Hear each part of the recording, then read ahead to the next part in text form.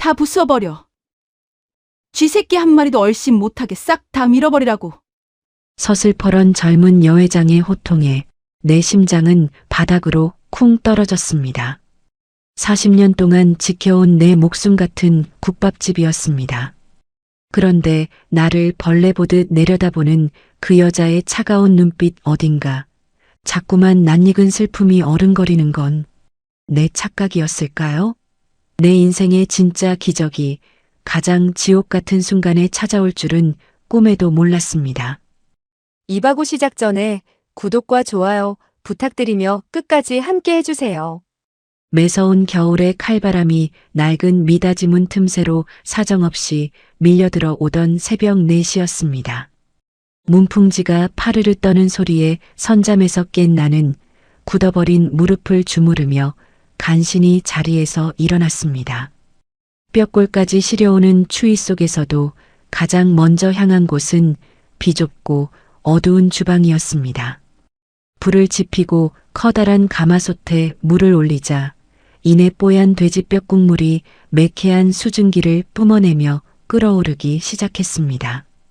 구수한 고기 냄새와 섞여 피어오르는 그 뜨거운 김을 얼굴에 맞고 서 있노라면 내 가슴 속에 시퍼렇게 멍든 응어리들도 잠시나마 같이 녹아내리는 것만 같았습니다. 이 허름하고 비좁은 상가 건물 구석에서 국밥을 말아판 지 어언 40년이 되었습니다.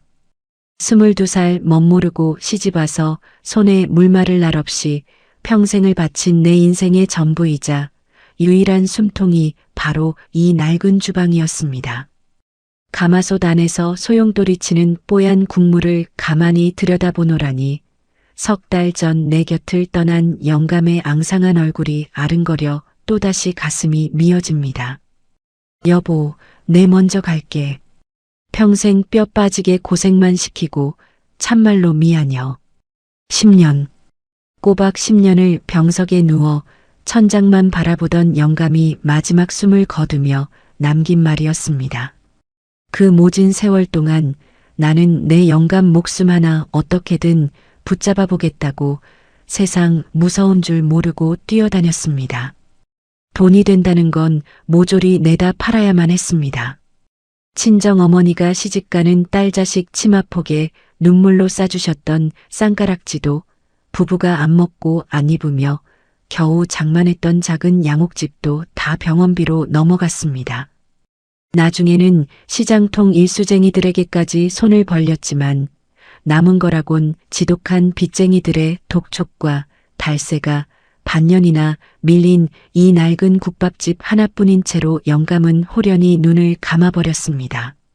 이보쇼 말순 할매. 당장 나와보쇼. 아침동이 채 트기도 전이었습니다.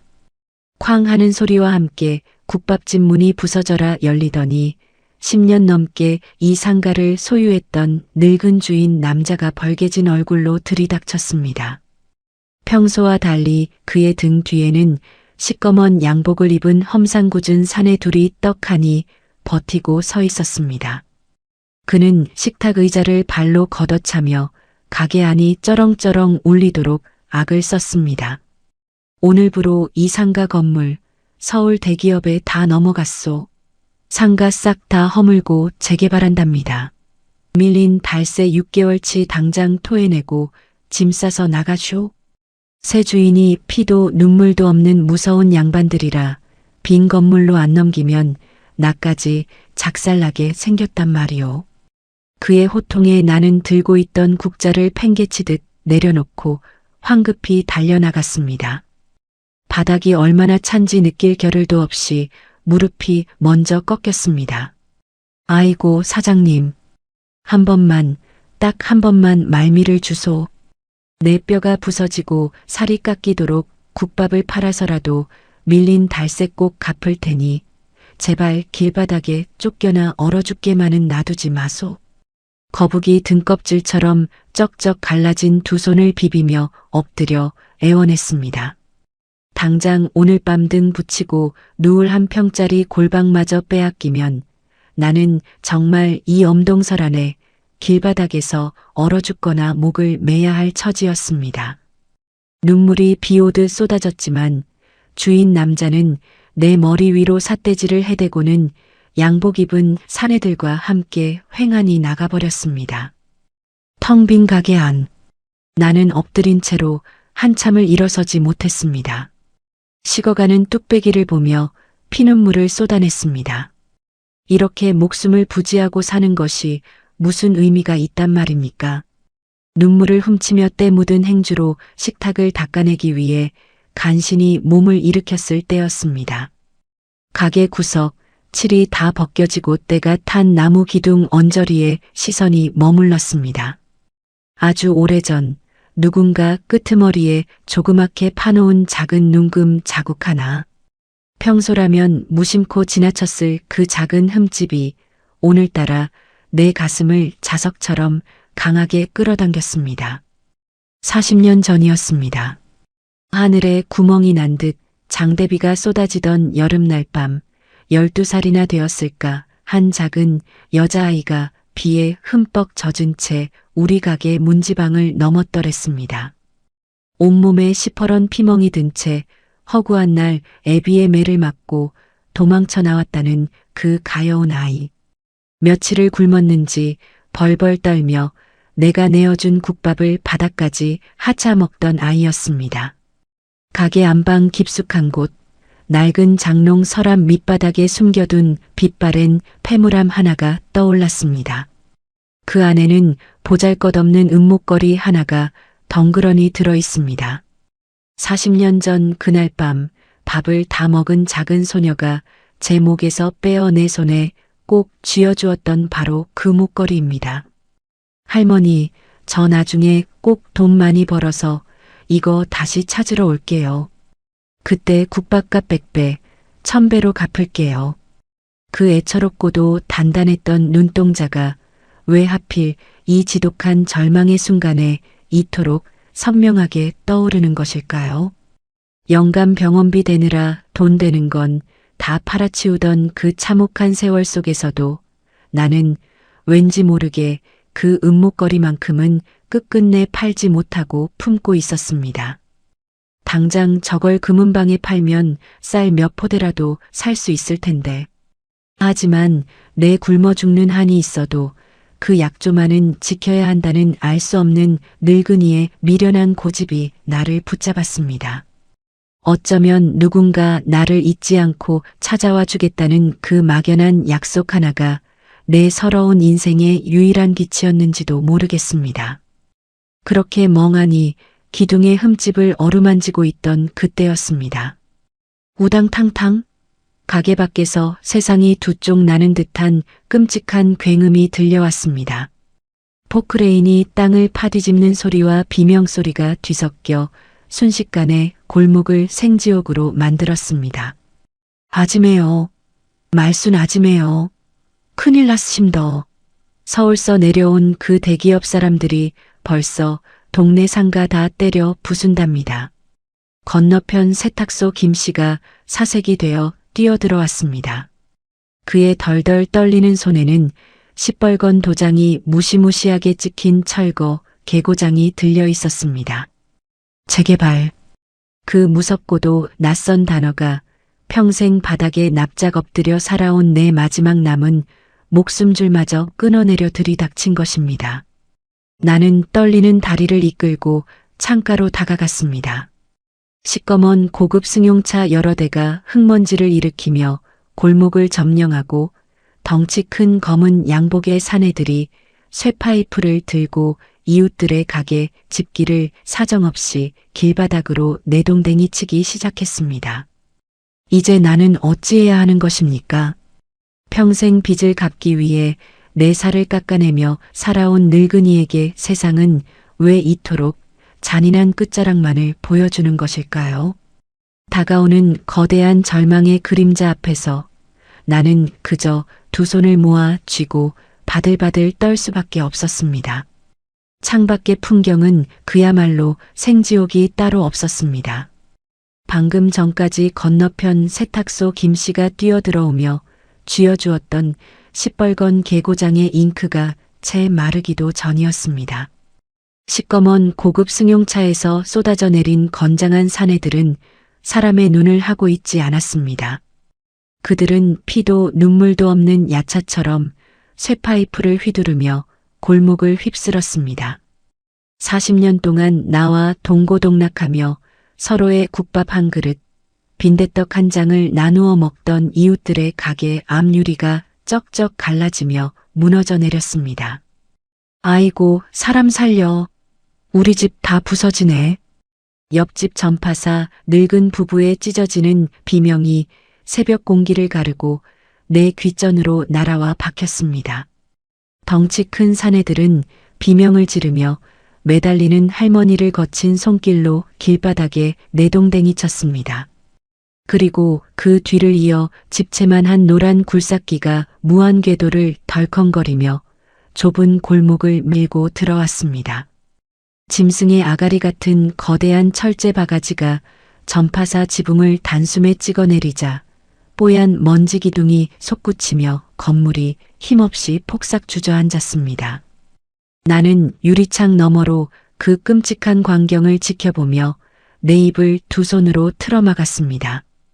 덜덜 떨리는 다리에 힘이 풀려 그만 바닥에 주저앉고 말았습니다. 심장이 밖으로 튀어나올 듯 거칠게 뛰었고 숨을 쉴 때마다 쇳가루 섞인 매캐한 먼지가 폐부 깊숙이 찔러 들어오는 것 같았습니다. 남편 병수발로 평생 빚쟁이들에게 시달려봤지만 이토록 압도적이고 무자비한 폭력 앞에서는 내 가냘픈 목숨줄 하나가 당장 끊어져도 아무도 모를 것이라는 뼛속 깊은 공포가 밀려왔습니다. 사내들의 난동이 한바탕 폭풍처럼 휩쓸고 지나간 한낮의 골목은 전쟁터의 폐허와 다를 바 없었습니다. 부서진 간판과 깨진 유리창 조각들이 칼바람에 이리저리 뒹굴었습니다. 정신을 간신히 추스르고 문 밖을 나섰을 때 나는 내 두 눈을 의심할 수밖에 없었습니다. 방금 전까지 사색이 되어 나에게 도망치라 일러주던 세탁소 김씨가 부서진 세탁기들을 소형 트럭에 황급히 옮겨 싣고 있었습니다. 아니, 김씨 아재요. 이게 무슨 일입니까? 와 짐을 싸는교? 나는 허둥지둥 뛰어가 김씨의 소매자락을 붙잡았습니다. 이 골목에서 30년을 함께 장사하며 내 영감이 쓰러졌을 때 등에 업고 병원까지 뛰어주었던 고마운 이웃이었습니다. 그런데 나를 돌아보는 김씨의 얼굴에는 짙은 수치심과 함께 냉혹한 현실의 그림자가 드리워져 있었습니다. 아지매여, 내 먼저 살아야 안 걷는교. 아까 그 양복 입은 아들이 이사비용 좀에 쥐어주면서 당장 오늘 안으로 안 나가면 국물도 없다고 협박을 해대는 기라. 어차피 대기업에서 작정하고 밀어버리는데 우리 같은 사람들이 어째 버팁니까? 계란으로 바위치기라 해. 김씨는 내 주름진 손을 매몰차게 뿌리쳤습니다. 아짐에도 얼른 짐 싸서 딴 데로 가이소. 내는 이제 이 지긋지긋한 동네 꼴도 보기 싫습니다. 트럭에 시동이 걸리고 매연을 뿜으며 멀어지는 김씨의 뒷모습을 보며 나는 망연자실해 그 자리에 못 박힌 듯 서 있었습니다. 동네 사람들은 하나둘씩 짐을 싸서 떠나고 있었습니다. 평생의 정을 나누었던 이웃들이 자본이라는 거대한 괴물 앞에서 서로의 눈도 마주치지 못한 채 뿔뿔이 흩어지는 모습을 보는 것은 내 살점이 떨어져 나가는 것보다 더 큰 고통이었습니다. 하지만 나는 도망치고 싶어도 도망칠 곳조차 없는 가련한 신세였습니다.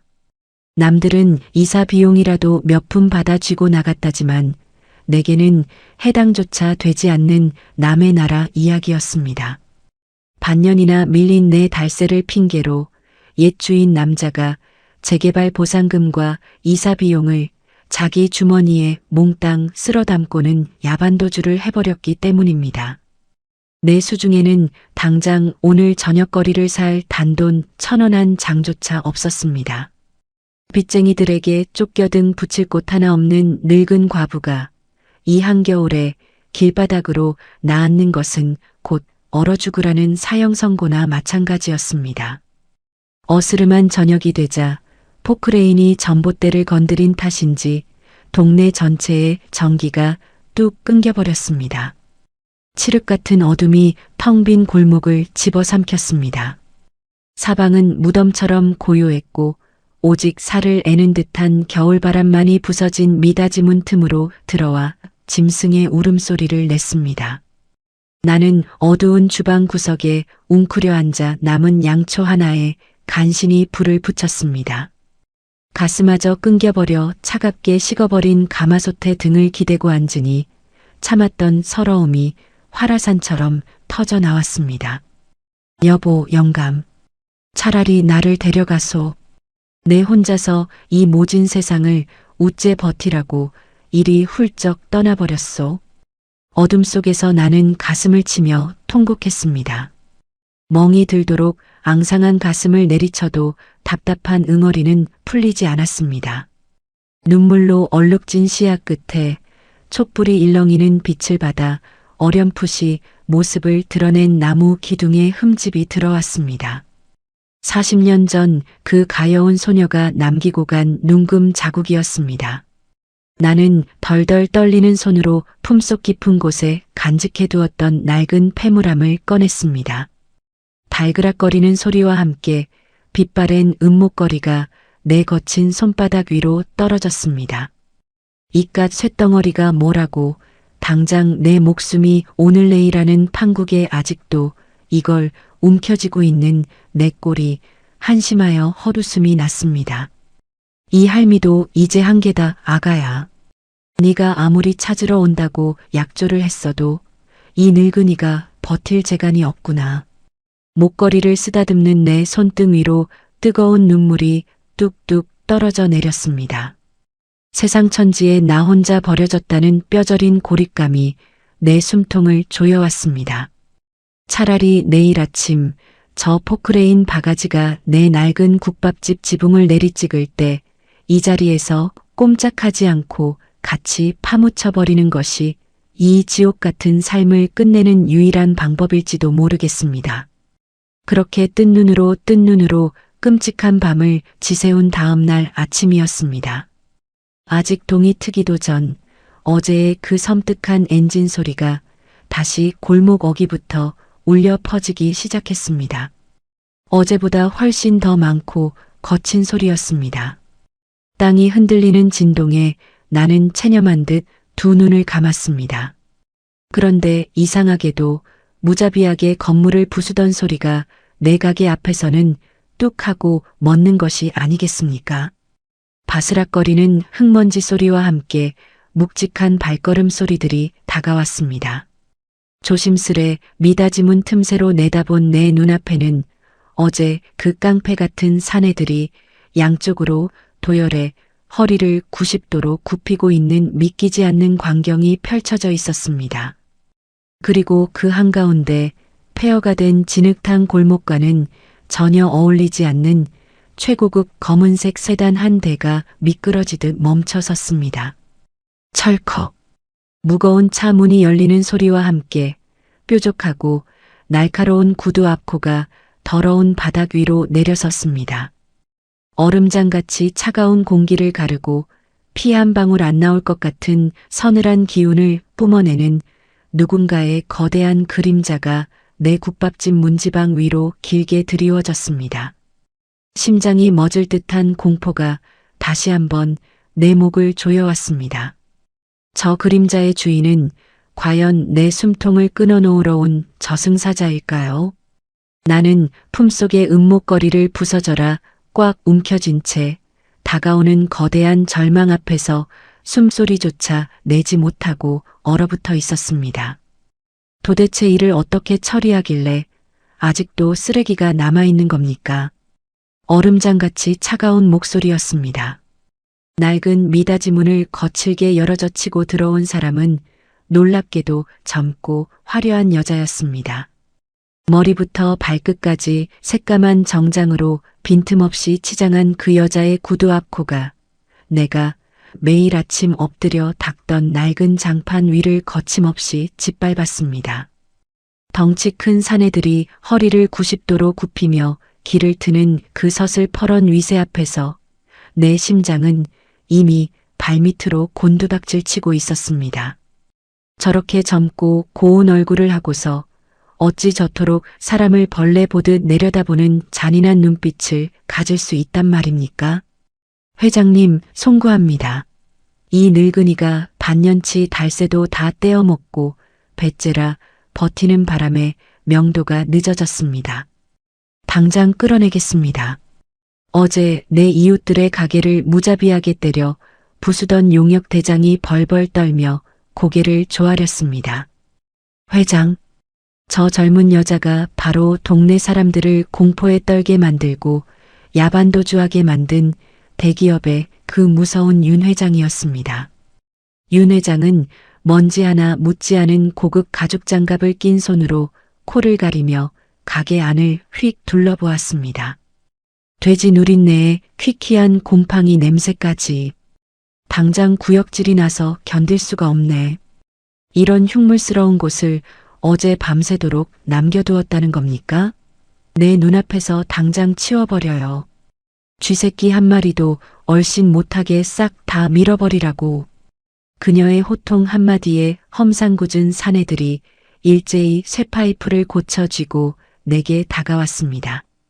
아, 내 40년 피땀이 서린 이 주방이, 내 영감과 평생을 바친 내 목숨 같은 이 공간이 저 여자의 눈에는 그저 구역질 나는 쓰레기장으로밖에 보이지 않는 모양입니다. 아이고, 회장님, 제발 살려주소. 내 일이 빕니다. 나는 앞뒤질 겨를도 없이 그대로 차가운 시멘트 바닥에 엎드렸습니다. 관절염으로 퉁퉁 부은 무릎이 바닥에 부딪히며 뼛속까지 찌릿한 고통이 번졌지만 지금 그런 것을 따질 때가 아니었습니다. 나는 엉금엉금 기어가 윤 회장의 새까만 바짓가단을 부여잡았습니다. 회장님, 높은 구경하시는 훌륭하신 분이 이리 늙고 병든 과부 하나만 제발 불쌍히 여겨주소. 내 영감 병수발 10년의 빚더미에 앉아 당장 오늘 저녁 넘어갈 쌀한 톨도 없는 천해구 하나 다름없는 신세입니다. 반년 밀린 달새는 내 어떻게든 평생 국밥을 말아서라도 갚을 테니 제발 이 한겨울에 길바닥으로 내쫓지만 말아주소. 예, 내 일이 싹싹 빕니다. 나는 거북이 등껍질처럼 갈라진 두 손이 닳아 없어지도록 비비고 또 비볐습니다. 내 얼굴은 이미 눈물과 콧물로 범벅이 되어 엉망진창이었습니다. 늙은이가 젊은 처자 발밑에 엎드려 비는 이 꼴이 얼마나 비참하고 수치스러운지 내 살점이 떨어져 나가는 것 같았습니다. 하지만 나는 살아야 했습니다. 어떻게든 버텨야 했습니다. 그러나 윤 회장은 내 거친 손을 마치 오물을 털어내듯 매몰차게 발로 걷어찼습니다. 이거 안 나? 어디다 함부로 더러운 손을 대. 바닥으로 나동그라진 나를 향해 윤 회장이 표독스러운 목소리로 쏘아붙였습니다. 늙고 가난한 게 무슨 큰 벼슬입니까? 남의 건물에서 반년이나 월세 떼어먹고 무단 점거하는 게 범죄지. 당신 사정이 나랑 무슨 상관이란 말입니까? 난 당신 같은 인간들이 제일 역겨워. 가난을 무기 삼아 남의 피 빨아먹는 기생충 같은 것들. 당장 저 노인네 끌어내고 다 때려 부숴. 그녀의 명령이 떨어지기가 무섭게 사내들이 미쳐 날뛰기 시작했습니다. 쨍그랑 40년을 손때 묻혀온 뚝배기들이 바닥에 내동댕이 쳐져 산산조각이 났습니다. 우당탕탕 내 영감이 밤새워 대패질에 만들어주었던 낡은 나무 식탁들이 쇠파이프에 맞아 두 동강이 났습니다. 안 돼. 그건 내 영감 흔적인데. 차라리 날 죽여라. 이 나쁜 놈들아. 나는 깨진 사기그릇 조각을 맨손으로 쓸어 담으며 울부짖었습니다. 손바닥이 베어 시뻘건 피가 뚝뚝 떨어졌지만 가슴이 찢어지는 고통에 비하면 아무것도 아니었습니다. 내 평생의 기억이, 내 유일한 삶의 터전이 무참히 짓밟히고 있었습니다. 할망구야, 좋은 말 할 때 비켜라. 죽기 싫으면. 용역 사내 하나가 내 어깨를 거칠게 밀쳐냈습니다. 낡은 주방 기둥 쪽으로 속절없이 팽개쳐진 나는 흙바닥에 얼굴을 쳐박고 짐승처럼 오열했습니다. 내 인생은 왜 이리도 가혹한 것입니까? 나는 그저 남에게 해코지 한 번 안 하고 찾아오는 손님들 배불리 먹이며 정직하게 살아온 죄밖에 없는데 세상은 왜 나를 이토록 갈기갈기 찢어놓는 것입니까? 바로 그때였습니다. 잔인한 눈빛으로 난장판을 지켜보며 돌아서려던 윤 회장의 걸음이 갑자기 우뚝 멈춰 섰습니다. 그녀의 시선이 내 머리 위 칠이 벗겨진 낡은 나무 기둥과 가마솥이 놓인 옛날식 아궁이 쪽을 향해 있었습니다. 아까까지만 해도 꼿꼿하던 윤 회장의 어깨가 미세하게 떨리기 시작했습니다. 윤 회장이 갑자기 한 손으로 자신의 관자놀이를 짚으며 앓는 소리를 냈습니다. 얼음장 같던 그녀의 얼굴이 순식간에 백지장처럼 하얗게 질리더니 숨을 제대로 쉬지 못하는 사람처럼 헐떡거렸습니다. 흔들리는 동공이 기둥 끝에 작게 파인 눈금 자국과 검게 그을린 아궁이를 번갈아 쳐다보고 있었습니다. 그 찰나의 순간 나는 똑똑히 보았습니다.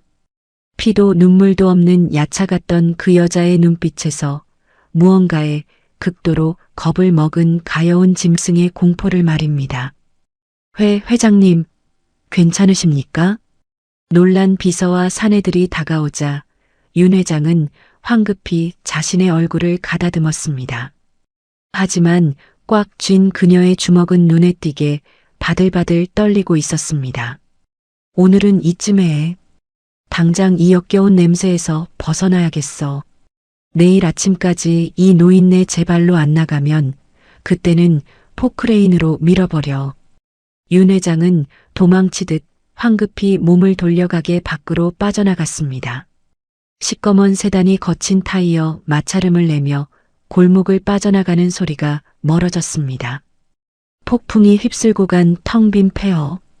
쪼개진 식탁과 박살난 그릇들 사이에서 손에 피를 흘리며 주저앉은 나는 멍하니 낡은 나무 기둥을 올려다보았습니다. 억장이 무너지는 서러움 속에서도 내 머릿속에는 지워지지 않는 강렬한 의문이 피어오르고 있었습니다. 나를 기생충이라 모욕하며 내 평생의 삶을 벌레 밟듯 짓밟던 저 피도 눈물도 없는 젊은 회장이 왜 하필 내 낡은 기둥과 아궁이를 보고 그토록 겁에 질려 도망치듯 떠난 것일까요? 그녀의 차가운 눈동자 속에 숨겨져 있던 그 낯익은 절망의 그림자는 과연 무엇이었을까요? 나는 덜덜 떨리는 손으로 품속 깊은 곳, 마지막 남은 낡은 폐물함의 차가운 촉감을 꽉 움켜쥐었습니다. 이승에서의 마지막 밤이 깊어가고 있었습니다. 칠흑 같은 어둠 속 깨진 유리창 틈으로 칼날 같은 겨울바람이 사정없이 밀려들어왔습니다. 전기도 끊기고 가스마저 얼어붙은 냉골 바닥에 주저앉아 나는 찢어진 치맛자락을 대충 찢어 피가 뚝뚝 떨어지는 손바닥을 동동 동염했습니다. 쓰라린 상처 위로 뜨거운 눈물이 쉴 새 없이 떨어져 내렸습니다. 어제 낮 그 젊고 매몰찬 윤 회장의 지시로 산산조각이 난 주방 집기들이 달빛에 처참하게 빛나고 있었습니다. 여보, 참말로 미안여. 당신이 밤새워 대패질에서 만들어준 저 탁자 하나 내 지키지 못했네. 두 동강이 난 낡은 나무 탁자를 쓰다듬으며 나는 꺽꺽 목 놓아 울었습니다. 남편이 10년 전 뇌졸중으로 쓰러지기 전날까지도 행주로 윤이 나도록 닦고 또 닦던 우리의 분신 같은 탁자였습니다. 늙은 남편이 병석에 누워 대소변을 받아낼 때도 나는 이 국밥집 주방만은 어떻게든 지켜내려 발버둥을 쳤습니다. 22살 곱던 시절에 시집와서 손톱이 다 닳아 없어지도록 뚝배기를 날랐습니다. 친정 어머니가 물려주신 금비녀부터 부부가 평생 입을 것 안 입고 모아 산 작은 집까지 남편 약값과 빚쟁이들 이자 막느라 돈이 되는 것은 내 살점 떼어 팔던 모조리 내다 팔았습니다. 시장 바닥에 무릎을 꿇고 일수쟁이들에게 바지가랑이를 붙잡고 매달리던 수치스러운 날들이 주마등처럼 스쳐 지나갔습니다. 그렇게 내 모든 체면과 자존심을 시궁창에 처박으면서까지 지켜낸 내 유일한 세상이 피도 눈물도 없는 대기업 회장년의 손짓 한 번에 구역질 나는 쓰레기 더미로 전락해버린 것입니다. 내 평생의 희생과 눈물이 이토록 허망하게 짓밟히다니 목구멍까지 차오르는 시퍼런 한과 억울함에 숨을 쉴 수조차 없었습니다. 나는 덜덜 떨리는 손을 품속 깊은 곳으로 밀어 넣었습니다.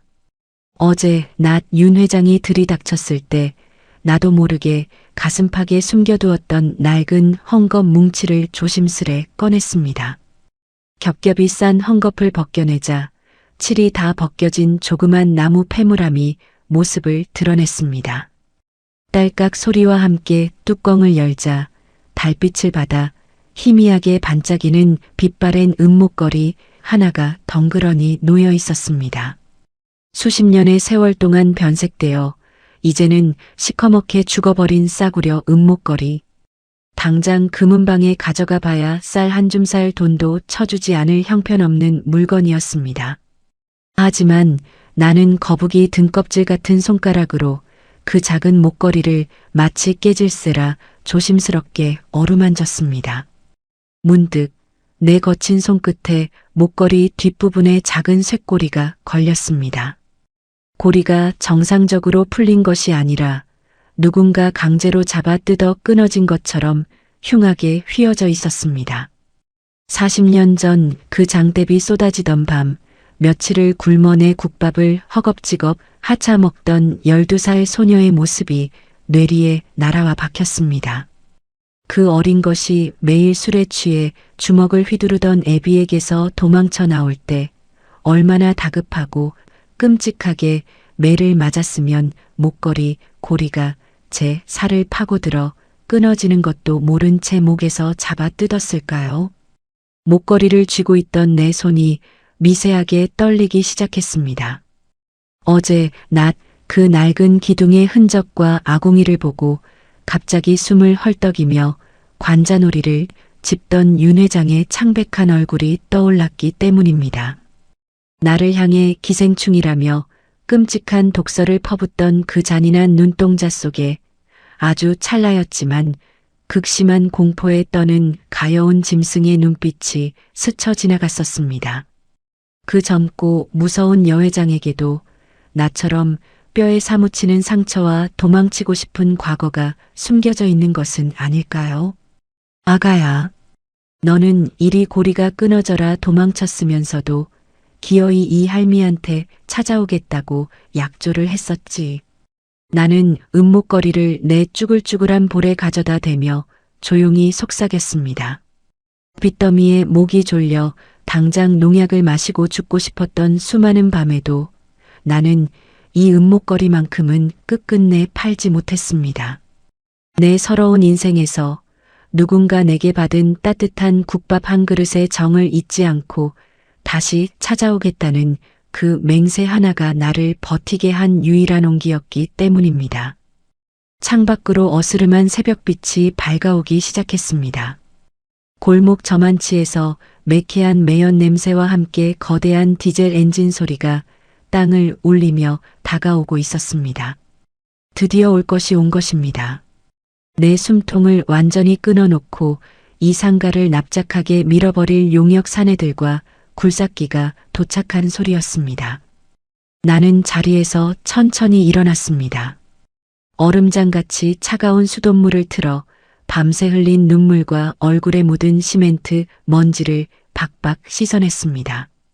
그리고 비록 다해지고 낡았지만 장롱 깊숙한 곳에 아껴두었던 가장 깨끗한 옥색 명주 치마 저고리를 꺼내 입었습니다.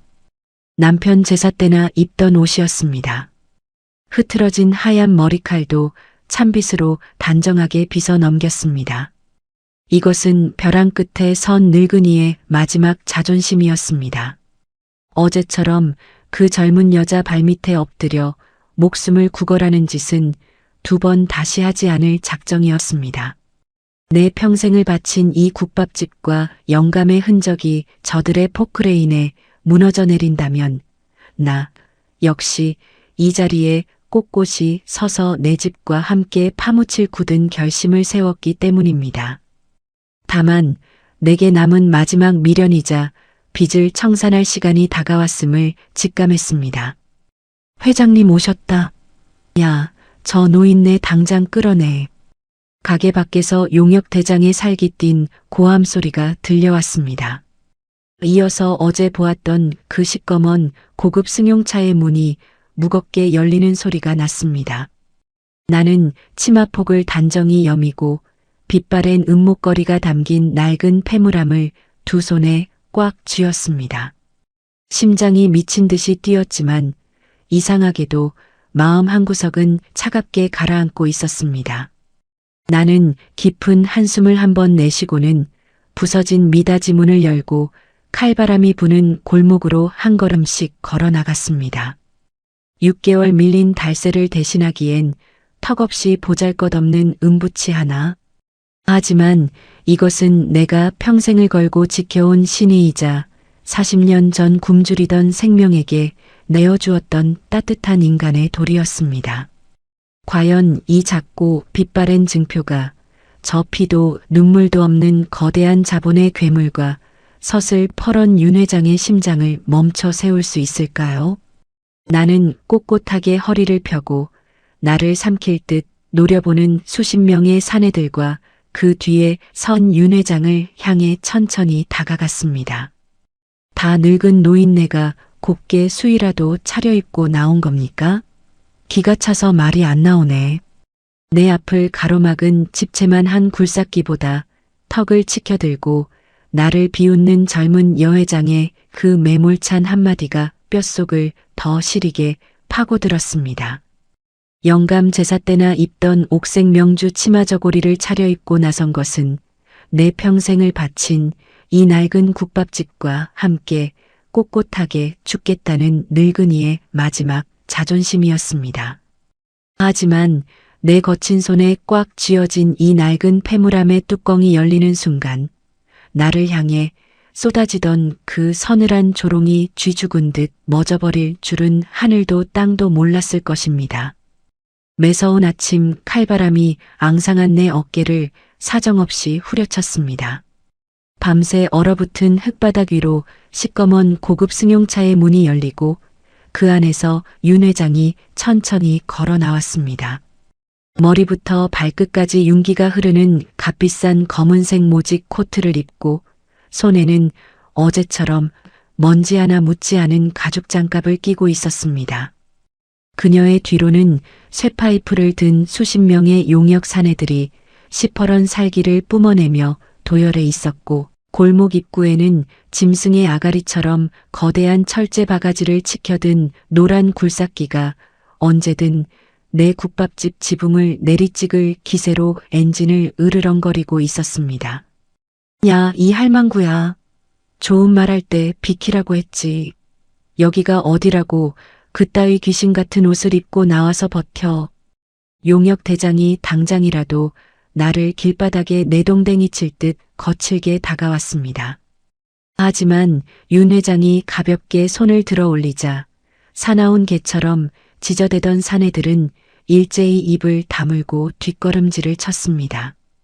윤 회장의 날카로운 구두 굽소리가 텅 빈 골목에 섬뜩하게 울려 퍼졌습니다. 또각, 또각. 그녀는 내 코앞까지 다가와 서늘한 눈빛으로 내 초라한 몰골을 위아래로 훑어보았습니다. 밤새 고집을 부리더니 고작 그해진 한복 조가리 하나 주워 입고 시위라도 하겠다는 겁니까? 당신이 6개월이나 떼어먹은 월세가 남의 눈에는 우스워 보일지 몰라도 그것도 엄연히 남의 돈을 훔친 도둑질입니다. 가난하면 남의 재산에 피를 빨아먹고 버텨도 세상이 다 불쌍하다며 용서해 줄 줄 아나 본데 내 앞에서는 그런 얄팍한 동정심 따위 안 통합니다. 윤 회장의 입술을 비집고 나오는 말들은 하나같이 면도날처럼 날카로워 내 심장을 수십 번씩 찌르고 베어냈습니다. 내가 영감 병수발을 하느라 시장통 바닥에서 무릎이 닳도록 엎드려 빌었던 시간들, 10원짜리 하나 아끼려고 남들 먹다 남긴 국밥 국물로 허기를 달래던 그 참혹했던 세월이 그녀의 눈에는 그저 기생충 같은 도둑년의 변명으로밖에 보이지 않는 모양이었습니다. 목구멍 깊은 곳에서부터 뜨거운 피울음이 솟구쳐 올랐습니다. 하지만 나는 어제처럼 그 차가운 시멘트 바닥에 무릎을 꿇지 않았습니다.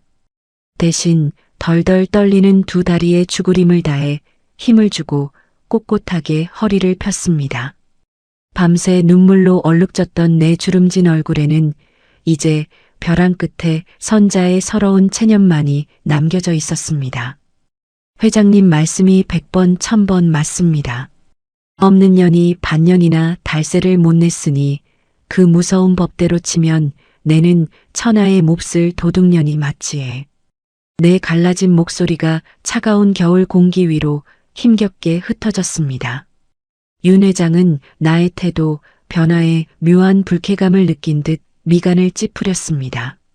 내 평생 남편 약값 대느라 빚쟁이들한테 시달리면서 돈이 된다는 건 몸뚱아리 빼고 모조리 다 내다 팔았음더. 친정어머니가 눈물로 싸주신 쌍가락지도 팔았고 우리 부부가 평생 뚝배기 날라서 겨우 산 조만한 집구석도 다 팔아치웠지에. 남은 거라곤 껍데기뿐인 이 늙은 몸뚱이 하나하고 반년치 밀린 달세라는 지독한 빚더미뿐입니다. 당장 저 포크레인에 깔려대진다 해도 회장님한테 갚을 돈은 내 수중에 단돈 10원 한 장 없심더. 내 말이 끝나기가 무섭게 용역대장이 다시 욕설을 내뱉으며 달려들려 했습니다. 하지만 나는 두 눈을 부릅뜨고 짐승처럼 소리쳤습니다. 오지 마라. 내 아직 할 말이 남았대이. 사내들이 흠칫 놀라 멈춰선 사이 나는 품속에 고이 품고 있던 낡은 헝겊 뭉치를 천천히 꺼냈습니다. 겹겹이 쌓인 헝겊을 벗겨내자 모서리의 칠이 까맣게 벗겨진 조그만 나무 패물함이 아침 햇살을 받아 희미한 모습을 드러냈습니다. 그것을 바라보는 윤 회장의 눈가에 어이없다는 듯한 서늘한 비웃음이 스쳤습니다. 지금 장난합니까? 고작 그따위 쓰레기통에나 굴러다닐 법한 나무 곽 하나로 대기업 상가 건물 6개월치 월세를 퉁치시겠다? 당신 정말 머리가 어떻게 된 거 아니야? 나는 그녀의 조롱에도 아랑곳하지 않고 거북이 등껍질처럼 갈라진 두 손으로 패물함을 받쳐들었습니다. 덜덜 떨리는 손가락으로 조심스럽게 쇠로 된 잠금 장치를 위로 밀어 올렸습니다. 딸깍! 둔탁한 소리와 함께 낡은 뚜껑이 열렸습니다. 그 안에는 빨간색 낡은 융단 위에 수십 년의 세월을 고스란히 뒤집어서 검게 빛바랜 은목걸이 하나가 덩그러니 놓여 있었습니다.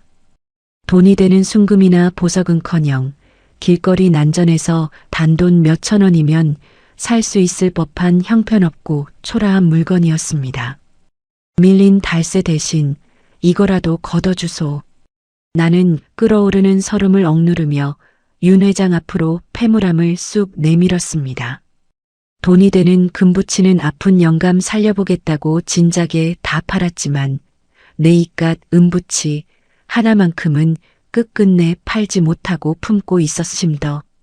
굶어 죽고 얼어 죽는 한이 있어도 이 목걸이만큼은 무조건 지켜내야 했기 때문이지에. 윤 회장의 콧방귀 소리가 골목을 울렸습니다. 그녀는 마치 세상에서 가장 역겨운 오물을 보듯 미간을 구기며 내 패물함 속으로 시선을 던졌습니다. 어디서 주워온 싸구려 고철 덩어리를 들이밀며 끝까지 사람을 기만해. 당장 저거 뺏어서 길바닥에 밟아 부숴버려. 윤 회장이 표독스럽게 소리치며 고개를 돌리려던 찰나였습니다. 겨울 아침의 차가운 햇살이 패물함 속 은목걸이의 펜던트를 비추며 기묘하게 반짝였습니다. 반달 모양의 조그만 펜던트, 그리고 그 펜던트와 목줄을 연결하는 쇳꼬리가 누군가 억지로 잡아 뜯은 것처럼 흉측하게 비틀려 끊어져 있는 모습. 결정적으로 반달 펜던트의 뒤쪽에 아주 날카로운 돌멩이 같은 것으로 무언가를 미친 듯이 박박 긁어 지워낸 끔찍한 상처 자국이 햇빛을 받아 선명하게 드러났습니다. 그것은 40년 전 매일 술에 취해 주먹을 휘두르던 짐승 같은 애비가 사준 유일한 물건이라며 그 어린 소녀가 치가 떨리는 애비의 성씨를 지워버리려고 피가 나도록 돌로 긁어놓았던 바로 그 흉터였습니다. 돌아서려던 윤 회장의 걸음이 그 자리에 돌부리에 걸린 듯 우뚝 멈춰 섰습니다. 천천히, 아주 천천히 그녀의 고개가 다시 내 손에 들린 패물함 쪽으로 돌아왔습니다. 윤 회장의 입에서 바람 빠지는 듯한 기괴한 신음이 흘러나왔습니다. 나를 향해 서슬 퍼런 독서를 퍼붓던 그녀의 오만했던 얼굴이 순식간에 시체처럼 하얗게 질리기 시작했습니다. 여유롭게 뒷짐을 지고 있던 그녀의 두 손이 사시나무 떨리듯 바들바들 떨려왔습니다.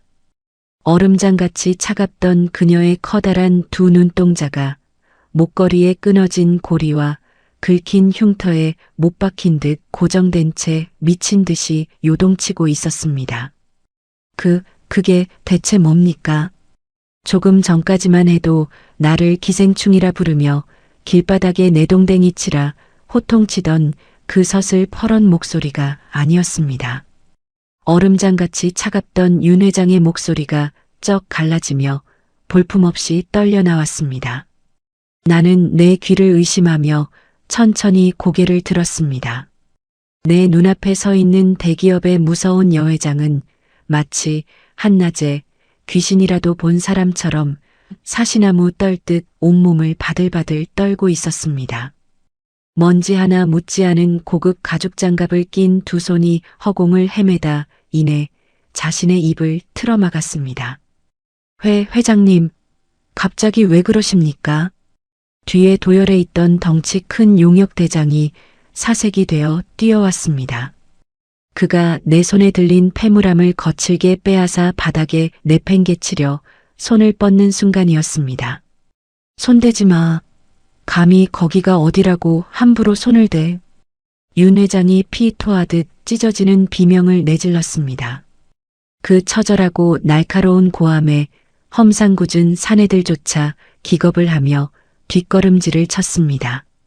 골목을 쩌렁쩌렁 울리던 굴삭기의 엔진 소리마저 누군가 황급히 시동을 꺼버린 듯 툭 끊겼습니다. 칠흑 같은 정적이 칼바람 부는 낡은 상가 골목을 무겁게 짓눌렀습니다. 오직 윤 회장의 거칠고 불규칙한 숨소리만이 내 귓가를 때리고 있었습니다. 그녀는 마치 보이지 않는 거대한 철퇴에 뒤통수를 얻어맞은 사람 같았습니다. 꼿꼿하던 무릎이 미세하게 꺾이고 핏기가 싹 가신 백지장 같은 얼굴에는 굵은 식은 땀이 맺히기 시작했습니다.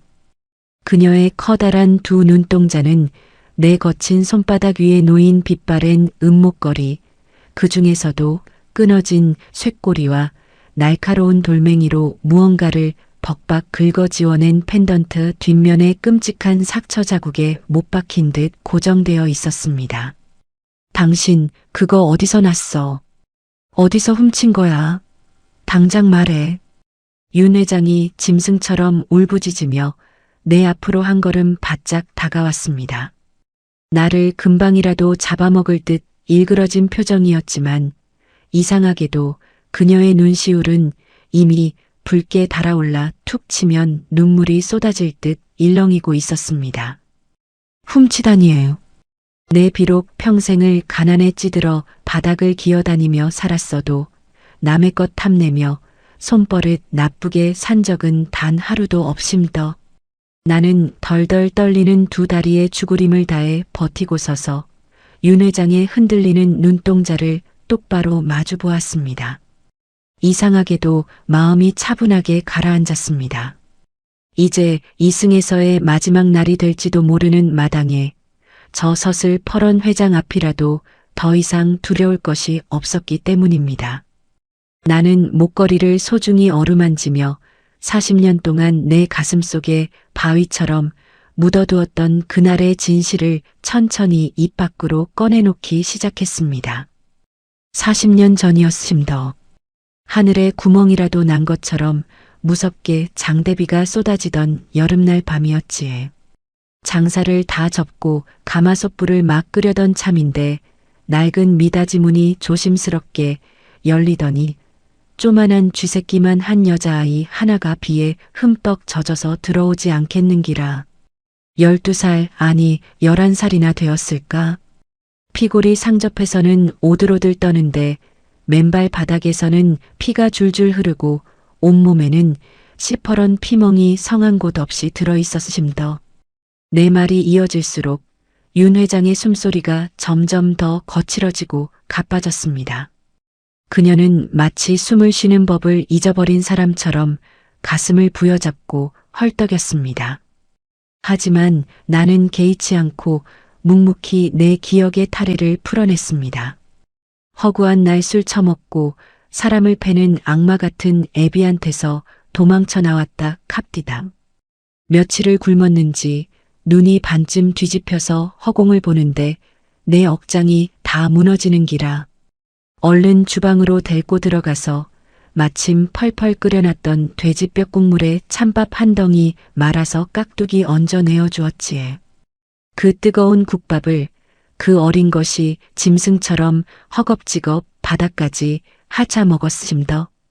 그 국밥 한 그릇 먹으면서 얼어붙었던 내 서러움이 녹았는지 아이고 서럽게 엉엉 울어대는데 내 눈에서도 피눈물이 났지야.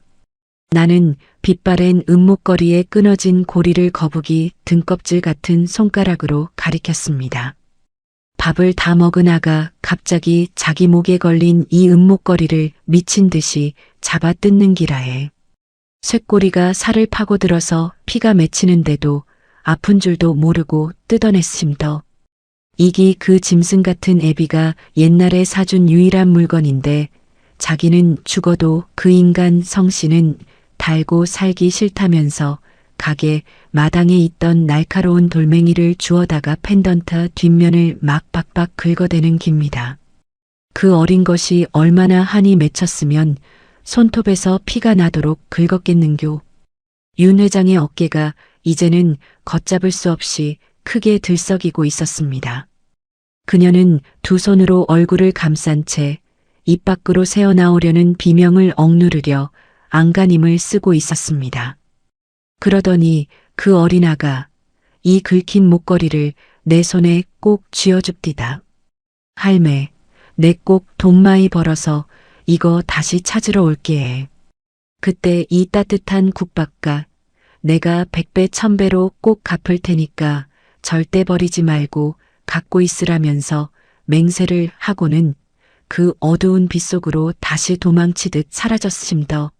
내 목소리도 어느새 뜨거운 눈물에 젖어 덜덜 떨리고 있었습니다. 나는 낡은 폐물함을 가슴에 꼭 끌어안았습니다. 그 뒤로 내 인생도 참말로 지옥 같았지에. 10년 넘게 쓰러진 영감 병수발하느라 빚쟁이들한테 머리채 잡혀 끌려다니고 내 머리카락 잘라다 팔아서 영감 기저귀 갓을 댄 날도 있었음더. 돈이 된다는 건 모조리 다 팔아치웠고 결국엔 이 반년치 달세가 밀려 회장님 같은 분한테 길바닥 버러지 취급을 받으며 쫓겨날 날만 기다리고 있었지에. 당장 이 은목걸이 쪼가리를 전당포에 넘기면 쌀 한 포대라도 살 수 있었을 텐데. 내 굶어 죽고 이 자리에 파묻혀 죽는 한이 있어도 이 약조 하나만큼은 내 목숨처럼 지켜야 한다고 생각했음더. 나는 깊은 한숨을 토해내며 말을 맺었습니다. 내 서럽고 팍팍한 인생에서 누군가 나를 잊지 않고 그 국밥 한 그릇에 정을 갚으러 다시 찾아와 주겠다는 그 약조 하나가 내가 버틸 수 있는 유일한 동아줄이었으니까요. 이제 내 모든 걸 다 뺏어가셔도 조심더. 늙은 과부가 회장님 달새 떼어먹은 죄값 40년 묵은 약조의 증표로 대신 받아주시고 이제 나를 그만 놔주소. 진실 고백이 끝난 텅 빈 골목에는 지독한 정적만이 감돌았습니다. 회장님? 사색이 된 비서가 조심스레 다가와 불렀을 때였습니다. 윤 회장의 얼굴을 가리고 있던 가죽 장갑 낀 두 손이 힘없이 바닥으로 떨어져 내렸습니다. 그리고 그녀의 두 눈에서 평생 피 한 방울 나오지 않을 것 같던 그 독하고 잔인했던 얼음 마녀의 두 눈에서 굵은 핏방울 같은 눈물이 둑이 터진 듯 왈칵 쏟아져 내리기 시작했습니다. 그녀의 시선이 내 거친 손과 낡은 옥색 명주옷과 40년 전 그 밤의 빗소리가 스며있는 허름한 국밥집 미닫이 문을 차례로 훑으며 처절하게 무너져 내리고 있었습니다. 저 거대한 자본의 괴물이자 나를 짓밟던 사신이 내 보잘것없는 예시야기 한 자락에 이토록 처참하게 허물어지는 이유를 나는 도무지 알 길이 없었습니다. 폭풍이 몰아치기 직전에 숨이 멎을 듯한 찰나의 정적이 골목을 감싸고 있었습니다. 쿵! 거대한 산 하나가 내 발밑으로 속절없이 무너져 내리는 듯한 둔탁한 소리였습니다. 숨막히는 정적을 깨고 내 시야에 들어온 광경은 평생 바닥을 기어다니며 살아온 내 두 눈을 100번 1000번 비벼보아도 도무지 믿을 수 없는 기막힌 현실이었습니다. 나를 벌레보다 못하게 취급하며 당장 굴삭기 바가지로 내 숨통을 끊어놓으려던 그 서슬 퍼런 대기업의 젊은 여회장이 얼어붙은 진흙탕 바닥 위로 털썩 무릎을 꿇어버린 것입니다. 수십만 원, 아니 수백만 원은 좋게 할 법한 그녀의 윤기 흐르는 최고급 검은색 모직 코트 자락이 더러운 흙탕물에 속절없이 젖어들고 있었지만 그녀는 그딴 것은 안중에도 없는 듯했습니다. 회장님, 이게 무슨 일이십니까? 당장 일어나십시오. 사색이 된 비서와 용역 대장이 허겁지겁 달려와 윤 회장의 양팔을 부축하려 했습니다. 하지만 윤 회장은 마치 짐승 같은 비명을 내지르며 그들의 손을 사정없이 뿌리쳤습니다. 다 비켜. 내 몸에 손대지 마. 아무도 오지 마라. 찢어질 듯 날카로운 그녀의 절규에 건장한 사내들은 벼락이라도 맞은 듯 흠칫 놀라며 멀찌감치 물러섰습니다. 골목을 쩌렁쩌렁 울리며 무력 시위를 하던 집채만 한 굴삭기의 엔진 소리마저 누군가 다급히 시동을 꺼버린 듯 툭 하고 멎어버렸습니다. 칠흑 같은 고요가 내려앉은 낡은 상가 골목에는 오직 바닥에 엎드린 젊은 여회장의 처절한 숨소리만이 거칠게 허공을 맴돌고 있었습니다. 나는 이 황망한 상황 앞에서 무어라 입을 떼지도 못한 채 두 손에 낡은 패물함을 쥔 채로 돌부처처럼 굳어 있었습니다. 윤 회장은 먼지 하나 묻지 않았던 자신의 고급 가죽 장갑을 마치 더러운 허물이라도 벗어 던지듯 거칠게 잡아 빼어 길바닥에 내팽개쳤습니다. 그리고는 맨손으로 그 하얗고 가느다란 맨손으로 덜덜 떨며 내 치맛자락을 부여잡았습니다. 할머니. 내 옥색 명주 치마를 움켜쥔 그녀의 고개가 천천히 위로 들렸습니다. 피 한 방울 안 나올 것 같던 그 독하고 매몰찬 얼음 마녀의 얼굴은 온데간데 없었습니다. 화려한 화장이 눈물에 범벅이 되어 엉망으로 지지겨진 채 오직 세상을 잃은 듯 서럽게 우는 어린아이의 앳된 얼굴만이 그곳에 남아 있었습니다. 접니다, 할머니. 40년 전 그 억수같이 비 쏟아지던 밤에 매 맞아 죽기 직전에 도망쳐 나왔던 그 어린 년. 맨발로 뛰쳐나와서 며칠을 굶주리다 할머니가 말아주신 그 뜨거운 뼈국물 한 그릇에 목숨을 건졌던 아이. 제가 바로 그년입니다, 할머니. 순간 벼락을 맞은 듯 내 온몸의 솜털이 쭈뼛서며 심장이 발밑으로 곤두박질 쳤습니다. 내 눈앞에서 짐승처럼 엉엉 울부짖는 이 50대의 화려한 여회장의 얼굴 위로 40년 전 툭 치면 쓰러질 듯 비쩍 말라 피멍이 들어있던 12살 소녀의 애처로운 눈동자가 완벽하게 겹쳐지는 것이 아니겠습니까? 아이고 세상에. 네가 참말로 네가 그 밤에 찾아왔던 쪼만한 아가야란 말이가. 내 거친 목소리가 걷잡을 수 없이 떨려 나왔습니다. 패물함을 들고 있던 내 손에서 스르르 힘이 풀렸습니다. 나는 주저앉듯 그녀의 눈앞으로 바싹 쪼그려 앉았습니다. 거북이 등껍질처럼 쩍쩍 갈라지고 흉터투성이인 내 두 손이 눈물범벅이 된 윤 회장의 하얀 뺨을 덜덜 떨며 감싸쥐었습니다. 어찌 내 너를 잊겠노. 내 평생 국밥을 수만 그릇 말아 팔았어도 그날 밤 짐승처럼 허겁지겁 뚝배기를 하차 먹던 네 그 서러운 눈망울은 하루도 잊은 적이 없었대이. 그 목걸이에 맺힌 피눈물이 하도 기가 막혀서 내 영감 병원비로 집안 살림 다 거덜나고 빚쟁이들한테 머리채 잡혀 끌려다니는 지옥 속에서도 내가 이것만은 목숨처럼 끌어안고 살았는데. 아이고 우리 아가 살아있었네. 안 죽고 이 모진 세상에서 악착같이 살아남아 주었네. 내 주름진 눈가에서도 참았던 피눈물이 둑이 터진 듯 왈칵 쏟아져 내렸습니다. 윤 회장은 내 거친 손등 위로 자신의 얼굴을 묻고는 어린아이처럼 꺽꺽 목 놓아 통곡했습니다. 그때 할머니가 끓여주신 그 국밥 한 그릇이 내 평생 처음이자 마지막으로 받아본 사람의 온기였습니다. 그 뜨거운 국물 한 모금이 죽어가던 내 숨통을 살려놓았어요. 할머니 품에서 도망쳐 나온 뒤로 고아원을 전전하며 길바닥개 한 마리만도 못한 취급을 받으며 살았습니다.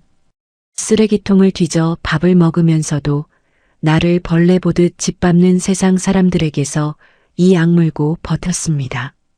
다시는 짓밟히지 않으려고 나도 똑같이 피도 눈물도 없는 독한 년이 되어 기어올랐습니다. 무조건 돈을 벌어서 힘을 가져서 나를 살려주셨던 할머니를 찾아가 그 은혜를 갚겠다는 그 미친 도끼 하나로 지금까지 버텼습니다. 윤 회장의 뼈저린 고백이 차가운 겨울 아침의 골목을 비수처럼 갈라놓았습니다. 그녀가 왜 그토록 돈과 성공에 집착하며 무자비한 괴물이 되어야만 했는지, 왜 가난한 자들을 보며 기생충이라 부르며 스스로를 방어하려 했는지 이제야 모든 퍼즐이 맞추어지는 것 같았습니다. 그 지옥 같은 세상에서 살아남기 위해 스스로의 심장에 얼음을 채우고 가시를 돋워야 했던 가여운 내 새끼. 할머니, 내가 미쳤었나 봐요. 할머니를 찾으려고 그렇게 미친 듯이 여기까지 왔는데 돈에 눈이 멀어 정작 나를 살려준 생명의 은인을 내 손으로 짓밟고 길바닥으로 내쫓을 뻔했습니다. 내가 천하의 몹쓸 짐승만도 못한 년입니다. 할머니, 나를 용서하지 마세요. 나를 욕하고 때려주세요. 윤 회장은 자신의 가슴을 주먹으로 퍽퍽 내리치며 가쁜 숨을 몰아쉬었습니다. 나는 엉엉 우는 그녀의 어깨를 내 마른 품으로 깊숙이 끌어안았습니다. 값비싼 향수 냄새 대신 40년 전 그 빗속에서 떨고 있던 어린아이의 젖은 냄새가 나는 듯했습니다. 나는 어린 손주를 달래듯 그녀의 떨리는 등을 천천히, 아주 천천히 쓸어내렸습니다. 괜찮다. 다 괜찮대이. 네가 이리 번듯하게 살아서 내 안이 접히고 찾아와 준 것만으로도 이 할미는 이제 죽어도 여한이 없대이. 그 험한 세상 혼자 버티느라 얼마나 춥고 외로웠노. 고생 많았다, 우리 아가. 참말로 장하고 대견하대이. 나의 다독임에 윤 회장은 내 품에 얼굴을 파묻은 채 한참을 서럽게 그동안 맺혔던 40년치의 한을 모두 씻어내듯 오열했습니다. 내 낡은 옥색 명주 치마 저고리는 그녀의 눈물과 콧물로 흠뻑 젖어들었지만 내 평생 이렇게 가슴 벅차고 따뜻했던 순간은 단연코 없었습니다. 영감의 모진 병수발에 뼈가 깎여나가고 빚쟁이들의 횡포에 내 살점이 뜯겨나가는 듯 했던 지난 수십 년의 생지옥이 이 한 번의 벅찬 포옹으로 눈 녹듯 씻겨 내려가는 기적이었습니다. 한참을 내 품에서 울던 윤 회장이 천천히 고개를 들었습니다. 눈물로 퉁퉁 부은 두 눈에는 조금 전까지 나를 향해 쏘아대던 오만한 살기 대신 오직 나를 향한 지극한 애틋함과 죄책감이 서려 있었습니다. 그녀는 덜덜 떨리는 다리로 간신히 몸을 일으켜 세웠습니다. 그리고는 얼어붙은 듯 서 있는 용역 대장과 비서를 향해 찢어질 듯 날카로운 호통을 쳤습니다. 다들 지금 뭐하고 서 있어? 당장 저 굴삭기 시동 끄고 치워버려. 오늘부로 이 상가 철거는 전면 백지화한다. 당장 철수해. 회장님. 하지만 이미 재개발 승인이 다 떨어졌고 막대한 손해를. 내 말이 말 같지 않아? 내가 내 돈 날리겠다는데 니들이 무슨 상관이야. 당장 내 눈앞에서 저 흉물스러운 쇳덩어리 안 치우면 니들 다 모가지인 줄 알아. 윤 회장의 피 토하는 불호령에 사내들은 혼비백산하여 굴삭기를 뒤로 빼고 승용차를 돌려 꽁지 빠지게 도망치기 시작했습니다. 방금 전까지 내 목숨줄을 끊어놓으려던 거대한 폭력의 그림자가 단 한순간에 마법처럼 신기루가 되어 흩어져 버렸습니다. 윤 회장은 다시 내 앞으로 다가와 무릎을 굽히고 앉았습니다. 그리고는 내 흉터투성이 손을 자신의 따뜻한 볼에 부비며 목이 맨 소리로 속삭였습니다. 할머니, 아니 어머니, 40년 전 그 따뜻했던 국밥값 이제부터 제가 평생 어머니의 진짜 딸이 되어서 갚을게요. 빚쟁이들도 돈 걱정도 다 제가 해결할 테니 이제 어머니는 제 곁에서 편히 쉬기만 하세요. 내 목숨줄을 끊어놓으려 으르렁거리던 집채만 한 굴삭기들이 꽁지 빠지게 도망치듯 골목을 빠져나간 자리에는 믿을 수 없을 만큼 고요하고 따뜻한 아침 햇살만이 내려앉고 있었습니다. 내 낡은 옥색 명주 치마 저고리를 눈물로 흠뻑 적시며 내 품에 안겨 어린아이처럼 오열하던 윤 회장, 아니 40년 전 그 굶주렸던 가여운 내 딸내미는 한참을 더 울고 나서야 간신히 울음을 그쳤습니다. 그녀는 흙탕물에 엉망이 된 자신의 최고급 코트는 아랑곳하지 않고 자신의 길고 하얀 목도리를 풀어내 얼어붙은 목에 정성스레 감아주었습니다. 그 보드라운 온기가 내 시린 뼛속까지 스며들어 지난 수십 년에 지독했던 한겨울이 일순간에 봄눈 녹듯 녹아내리는 것만 같았습니다. 그날 아침 나는 내 평생 처음으로 그 번쩍거리는 시꺼먼 대기업 회장님 차의 뒷자리에 올랐습니다. 푹신한 가죽 시트에 내 더러운 옷자락이 닿는 것이 송구하여 몸을 한껏 웅크렸지만 윤 회장은 내 흉터투성이 거친 두 손을 자신의 따뜻한 두 손으로 빈틈없이 꽉 쥐고는 단 한순간도 놓아주지 않았습니다. 나를 바라보는 그녀의 퉁퉁 부은 두 눈동자에는 세상 그 어떤 귀한 보물을 바라볼 때보다 더 지극한 애틋함과 절절한 사랑이 가득 담겨 있었습니다. 기적은 거기서 끝이 아니었습니다. 나를 지옥불로 밀어넣었던 그 모진 악연들에 대한 참혹하고도 통쾌한 죗값이 기다리고 있었기 때문입니다. 그로부터 며칠 뒤였습니다. 따뜻하고 으리으리한 병원 특실에서 영양제를 맞으며 호강을 누리던 내 앞에 윤 회장의 비서들이 사색이 된 사내 몇 명을 깨 끌듯 끌고 들어왔습니다. 그들은 바로 남편 병원비 때문에 내 피를 말려대던 시장통의 악질 일수쟁이들과 반년치 달세를 핑계로 대기업의 이사 보상금을 혼자 몽땅 가로채고 야반도주를 했던 그 늙은 전 주인이었습니다. 아이고 말순 아지매요. 네, 내가 미쳤었습니다. 제발 이 회장님한테 말 좀 잘해주소. 내 돈 다 토해낼 테니까 살려만 주소. 며칠 전까지만 해도 내 머리 위에서 침을 뱉고 삿대질을 해대던 그 오만하던 전 주인은 바닥에 납작 엎드려 빌고 있었습니다. 일수쟁이들 역시 자신들이 뜯어냈던 부당한 이자의 수십 배를 토해내게 생겼다며 살려달라 아우성을 쳤습니다. 병실 소파에 다리를 꼬고 앉은 윤 회장의 얼굴은 다시 그 피도 눈물도 없는 서슬퍼런 얼음 마녀로 돌아가 있었습니다.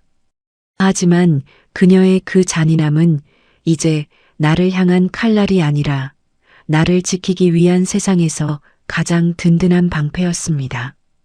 어디다 함부로 주둥이를 놀려. 당신들이 감히 뉘우친다고 용서받을 수 있을 줄 아나. 우리 어머니 눈에서 피눈물 뽑아낸 대가가 어떤 건지 남은 평생 감옥 바닥에서 뼈저리게 느끼게 해주마. 이 버러지 같은 놈들 당장 경찰서로 끌고 가고 남은 재산은 끝까지 추적해서 전부 압류해버려. 윤 회장의 싸늘한 불호령에 사내들은 짐승처럼 울부짖으며 속절없이 끌려나갔습니다. 그들의 비참한 뒷모습을 보며 나는 10년 넘게 내 숨통을 옥죄어 오던 거대한 족쇄가 산산조각이 나 허공으로 흩어지는 것을 느꼈습니다. 시장 바닥에 무릎을 꿇고 뺨을 맞아가며 버텼던 내 억울한 세월의 응어리가 꽉 막혔던 체증이 쑥 내려가듯 통쾌하게 씻겨 내려갔습니다. 세상은 참으로 무섭고도 공평한 것이었습니다. 한 달이라는 시간이 꿈결처럼 흘렀습니다. 윤 회장은 내 낡은 상가 건물을 허물어 대형 쇼핑몰을 짓겠다던 당초의 계획을 완전히 엎어버렸습니다. 대신 그 자리에 가정폭력에 시달리고 갈 곳 없는 가여운 아이들을 먹이고 재워주는 거대한 복지재단을 세웠습니다. 재단의 이름은 내 이름을 딴 말순의 집이었습니다. 40년 전 그 장대비 쏟아지던 밤 굶주린 소녀를 품어주었던 그 작고 낡은 국밥집의 아궁이는 재단 건물 1층의 가장 따뜻한 중앙에 유리로 덮여 영원한 기념비처럼 보존되었습니다. 어머니, 눈 떠보세요. 다 왔습니다. 윤 회장의 다정한 목소리에 나는 지그시 감았던 두 눈을 떴습니다. 그리고 창밖의 풍경을 본 순간 나는 그대로 입을 틀어막고 왈칵 눈물을 쏟아내고 말았습니다. 내 눈앞에 있는 것은 다름 아닌 담벼락에 흐드러진 붉은 장미꽃이 피어있던 15평짜리 작은 붉은 벽돌 양옥집이었습니다. 그것은 22살의 시집와 남편과 평생을 안 먹고 안 입으며 국밥 뚝배기를 날라 겨우 장만했다가 영감 병원비 때문에 피눈물을 머금고 남의 손에 넘겨야만 했던 바로 내 옛집이었습니다. 윤 회장이 백방으로 수소문하여 그 집을 다시 사들이고 옛날 우리가 살던 그 따뜻한 모습 그대로 완벽하게 고쳐놓은 것입니다. 현관문을 열고 들어가자 햇살이 가득 들어오는 따뜻한 거실 벽면에 우리 영감의 환하게 웃는 영정 사진이 걸려 있었습니다. 여보, 우리 영감, 우리 쪼만한 아가가 참말로 크게 성공해서 우리 집을 다시 찾아줬소. 당신 마누라 이제 길바닥에서 안 떨고 살아도 된대요. 여보, 나는 남편의 사진을 쓰다듬으며 목 놓아 울었습니다. 윤 회장은 뒤에서 말없이 내 어깨를 감싸 안으며 함께 따뜻한 눈물을 흘려주었습니다. 거실 한가운데 놓인 번쩍이는 유리 장식장 안에는 수십억 원짜리 다이아몬드보다 더 귀하게 빛나는 그 끊어진 은목걸이가 아름다운 융단 위에 고이 모셔져 있었습니다. 그것은 절망 속에서도 결코 놓지 않았던 내 미련한 뚝심이자 인간이 지켜야 할 마지막 도리의 징표였습니다. 이제 나는 더 이상 새벽 4시에 일어나 뼈골 시린 칼바람을 맞으며 가마솥불을 지피지 않습니다. 대신 눈에 넣어도 아프지 않을 내 어여쁜 수양딸이 퇴근길에 사오는 따뜻한 붕어빵을 기다리며 보일러가 절절 끓는 방 안에서 평안한 저녁을 맞이합니다. 꽁꽁 얼어붙어 영원히 봄이 오지 않을 것 같았던 내 서러운 인생의 겨울밭에 40년 전 심어두었던 작은 국밥 한 그릇에 씨앗 하나가 기적처럼 찬란하고 눈부신 봄꽃으로 만개했습니다. 여러분이라면 어찌하셨겠습니까? 빚더미에 목이 졸려 당장 내일 길바닥에 나앉아 얼어 죽을지도 모르는 그 칠흑 같은 절망의 밤에 문을 두드린 낯설고 더러운 꼬마 아이에게 당신의 마지막 남은 밥 한 덩이를 온전히 내어주실 수 있었을까요? 내가 바보처럼 지켜낸 그 보잘것없는 약조 하나가 결국 나를 살리고 이 거친 세상을 살리는 가장 거대한 동아줄이 되어 돌아왔습니다. 내 흉터투성이 거친 손을 뺨에 비비며 하염없이 눈물을 쏟아내던 그 아이의 뜨거운 체온이 아직도 내 손끝에 이토록 다정하게 남아 있습니다. 그날의 낡고 긁힌 은목걸이는 내 가슴 속에서 영원히 지지 않는 가장 눈부신 보석으로 남아 영원토록 반짝일 것입니다. 오늘의 이바고는 여기까지입니다. 끝까지 함께 해주셔서 감사드리며 구독과 좋아요 눌러주시면 놀라운 인생 사연들을 누구보다 먼저 무료로 만나보실 수 있습니다.